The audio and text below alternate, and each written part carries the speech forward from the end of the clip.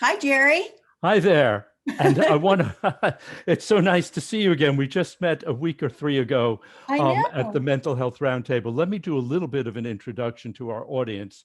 And I'd like to tell them about my collaborative team's CollaborEAT Live, which provides, pardon the pun, digestible content to professionals and to the public on a variety of topics relating to the collaborative process, which is what we're here to talk about today. Our episodes consist of a variety of topics driven by our followers and by our members. Topics range from ethical considerations, best practices, problem solving, marketing, specialized topics related specifically to collaborative practice, practice tools, and more.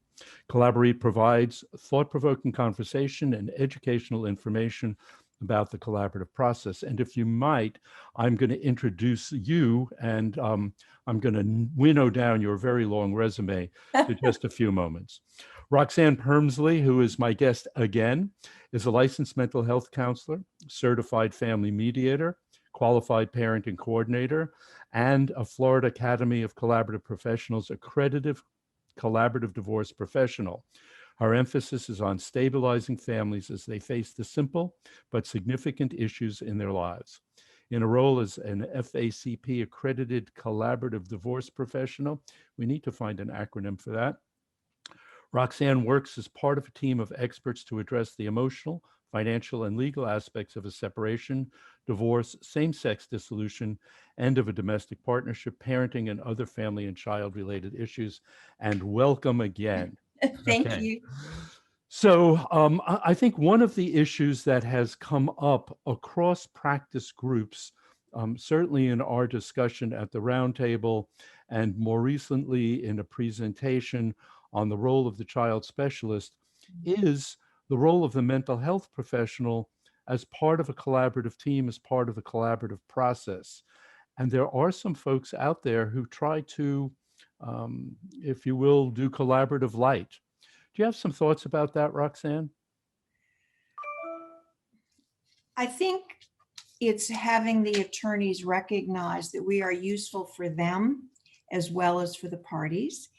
And I think that we offer something as an overview to hold everything together. That the attorneys, as I was saying to Eric before, have a very specific role of educating their clients, providing them the knowledge of the law, and helping them understand the impact of the decisions they make. And the financial person, it's quite clear too that that person pulls together all the information to be able to identify the assets and how they're going to be divided and how these people are going to live afterwards.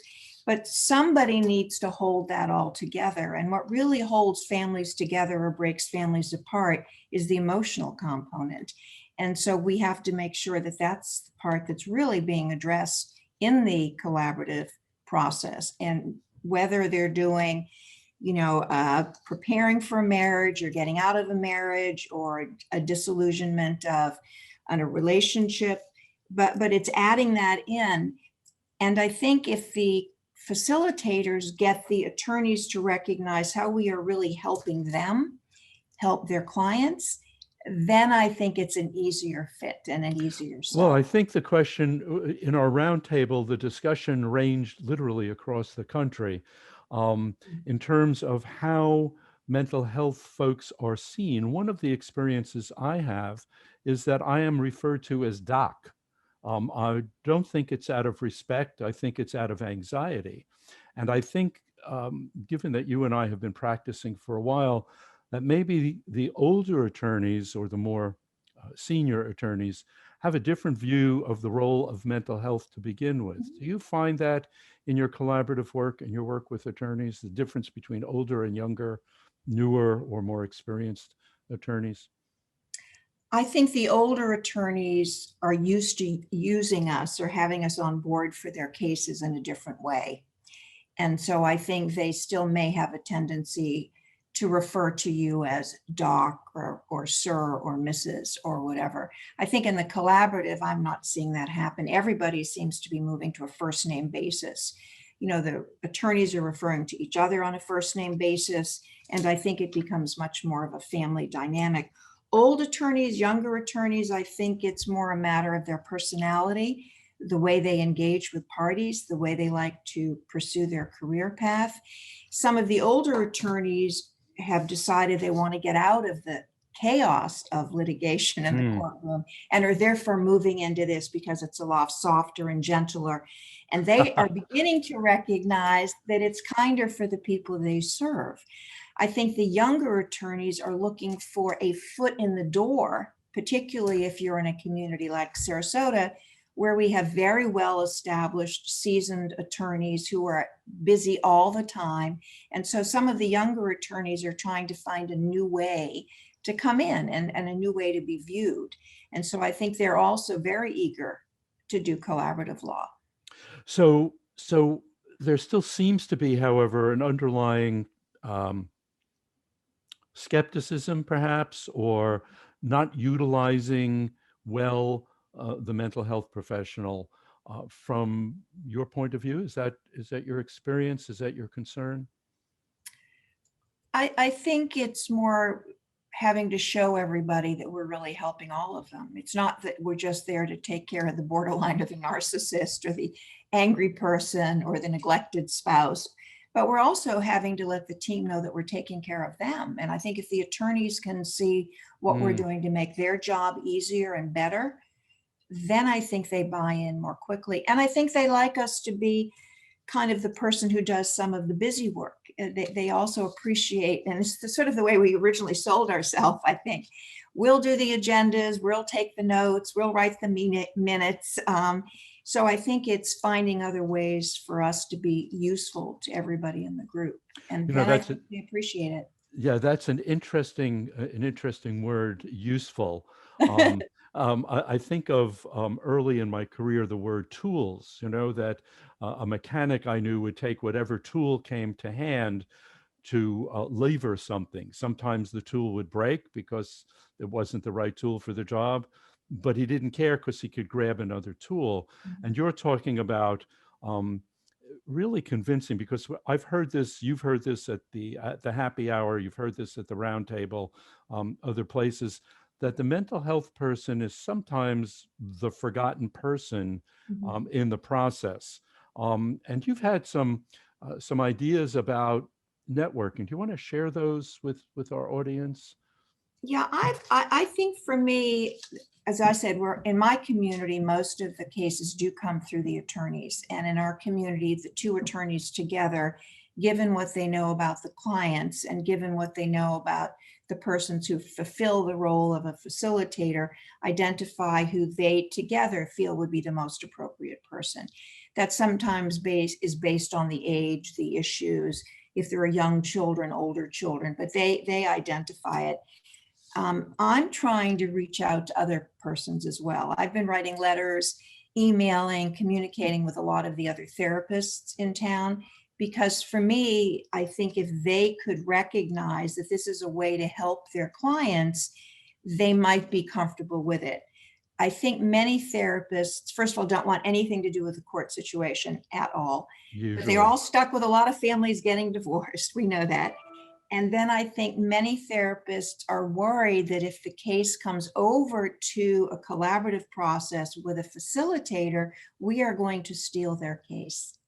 So you've got two audiences to educate, is the attorneys who really rely on your service and the folks who are the gatekeepers whose clients could use the service, who may be skeptical that they're giving up a client. And I think they worry a lot about that, and so often what some of us have found is useful is if, with permission, of course, from the party, you have the opportunity to talk a little bit with the therapist, because the therapist can be helpful to you and you can be helpful to the therapist. And they realize that then it's just another person who's assisting their client until the client finishes the divorce, can still work with a therapist during that, leaves the process and goes back in a better place with the therapist really knowing a whole lot more about it.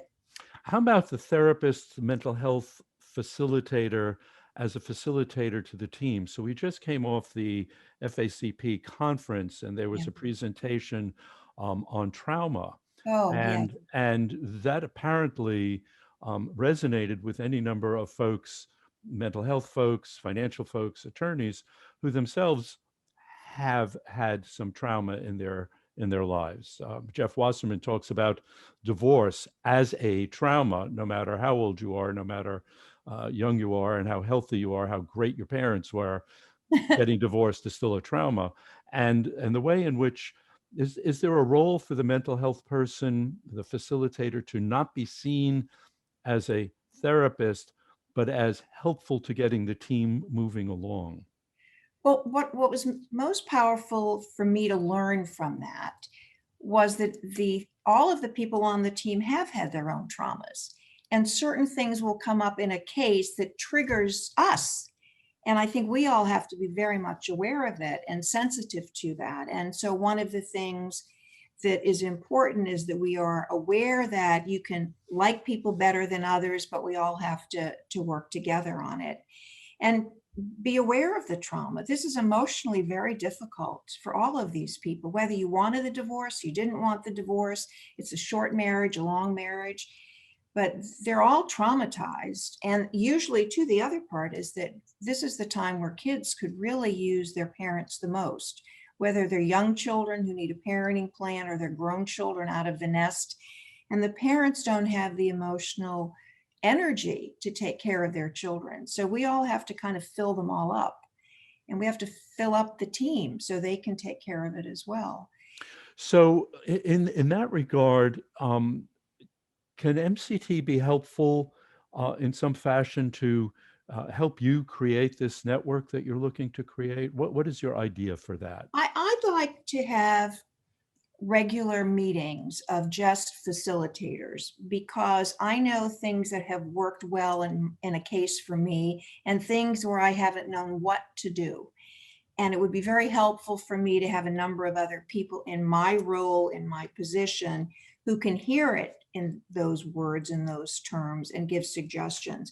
As I said before, it's sort of like case supervision. You know, you've always had a supervisor, you've always discussed cases. And I think if you could discuss it from the role of the facilitator, and MCT could help us set that up, would be very, very useful. Kind of like a coordinated case conference, because I think one of the Perfect. things that you and I have learned from the happy hours is that people do things collaboratively so completely differently collaboratively, Right. and it's still collaborative, and have a different perspective on that. I think that that's a great idea. I think that you and I and Eric should talk further about how we might establish this, and hopefully this discussion will lead those who are watching today or whenever they watch it to contact Eric through MCT, so he or you or me. Eric is going to post some emails and contact information when this goes up on the web. And let's see if we get a response from folks around the country. So I think it's a fabulous idea. I think we all get isolated in doing what we do every day. And even if we're part of a very large practice group, that practice group has its own culture. And And I have a cat. And you have a cat.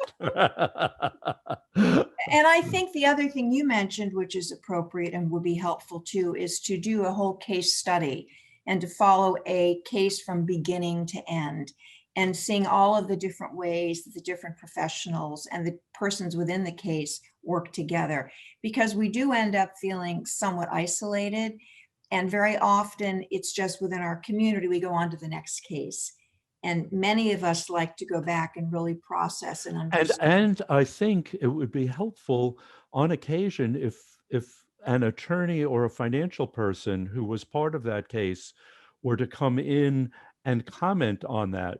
I think that would be make this kind of year-long case study or 3-month case study a fascinating way for people to do things. I'm getting signals from Eric that you have another appointment coming up very shortly. I'm looking forward to seeing you at happy hour. I'll see you Friday. Friday, you're always a delight to chat with, and I'm hoping that Eric and I can find another topic to engage you in sooner I'd be rather very than happy. later. I'd be very happy. It's such a wonderful process. We're all learning and giving so much. We've got to keep doing. Great. So I'm going to go. Thank you. Bye. Bye-bye. Stay happy, stay healthy.